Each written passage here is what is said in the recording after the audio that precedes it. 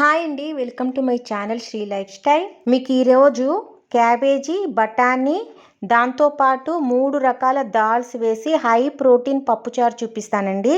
ఇక్కడ 3 రకాల పప్పులు అంటే కందిపప్పు, ఎర్ర కందిపప్పు, శనగపప్పు ఇదంతాను అర్ధం గ్లాసు కొలత తీసుకుని రాత్రి నానపెడితే పొద్దున ఈజీగా అయిపోతుందండి. ఇక్కడేమో ఆనియన్స్, టమాటో, నెక్స్ట్ కరివేపాకు, కొత్తిమీర, ఇక్కడ కొంచెం కొబ్బరి తీసుకునిండానండి. ఇది వచ్చి ఎండు కొబ్బరి, ఇది వేస్తేనే చాలా టేస్ట్ వస్తుందండి. ఇక్కడ కొబ్బరి 2 చిన్న పీసెస్ తీసుకుని ఇట్లా మిక్సీలో కొట్టి పౌడర్ లాగా చేసుకోవాలండి.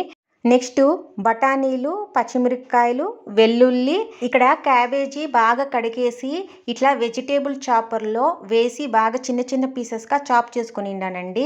ఇక్కడ కుక్కర్లో 3 రకాల పప్పులు నానపెట్టుకునిండాం కదండి. కందిపప్పు, ఎర్ర కందిపప్పు, శనగపప్పు అదంతా వేసేసి క్యాబేజ్ కూడా వేసేసి కొబ్బరి కూడాను వేయాలండి. నెక్స్ట్ ఆనియన్స్, టమాటోలు కూడాను వేయాలండి. ఇక్కడ పచ్చిమిరపకాయలు, వెల్లుల్లి కూడాను ఇప్పుడే వేసేయాలండి.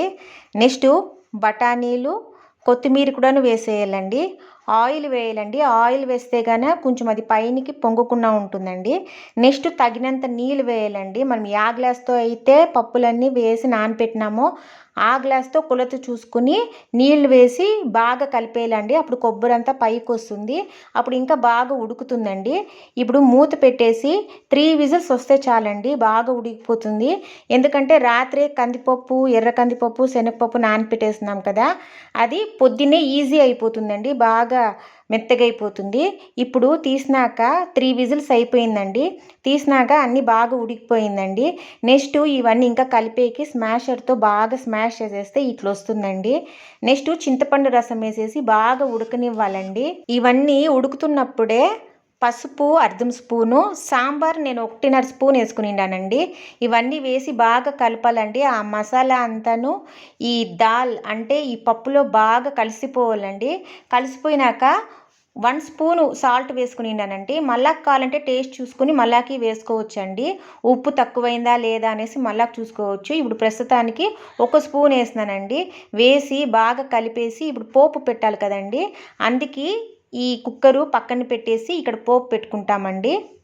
ఇక్కడ నేను ఆయిల్ తీసుకోలేదండి. నెయ్యితోనే 2 స్పూన్లు వేసుకుని సాసులు, జీలకర్ర వేసి బాగా కలిపి శనగపప్పు కూడాను వేయాలండి. నెక్స్ట్ ఎండుమిరపకాయలు కూడా వేసేసి బాగా కలపాలండి. మళ్ళాకి స్టవ్ ఆఫ్ చేసేసి ఇప్పుడు కరివేపాకు వేయాలండి. ఎందుకంటే మళ్ళాకి వేడిగా ఉండగానే వేస్తే గాన అదంతాను చిట్లి మన చేతి మీద అంతాను నూనె అంతాను పడుతుందండి. అందుకే ఇప్పుడేమో పోపు అయిపోయిందండి. ఇప్పుడు ఈ దాల్లో ఆ పోపు అంతా వేసేసి బాగా కలపాలండి. బాగా కలిపి బాగా ఉడకనివ్వాలండి. ఉడికినాక మళ్ళాకి కొంచెము కొత్తిమీర వేసేసి ఇంకా బాగా కలిపినామంటే ఇంకా హై ప్రోటీన్ పప్పుచారు రెడీ అయిపోతుందండి. ఇది వచ్చి పూరికి, దోశకి, చపాతీకి, సంగటికి కూడాను చాలా బాగుంటుందండి. ఓకేనండి, లైక్ చేయండి, షేర్ చేయండి, సబ్స్క్రైబ్ చేయండి. బాయ్ అండి.